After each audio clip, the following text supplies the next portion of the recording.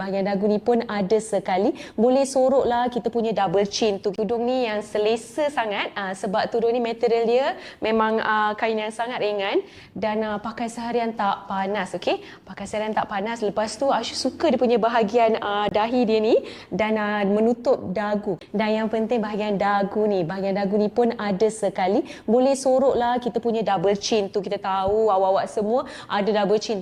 Jangan risau, memang kita buat khas untuk anda yang ada double chin. Okey, panjang dia depan dan belakang sangat labuh.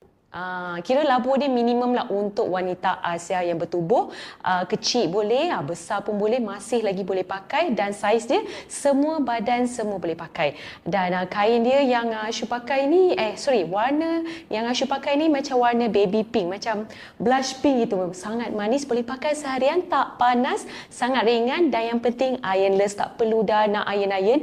Buka je daripada plastik, dapat pasal terus sarung. Tak perlu dah pakai pin-pin tudung. Memang sarung terus terletak hanya dengan semudah 1, 2, 3. So sila dapatkan tudung Lufia daripada Siti Murni.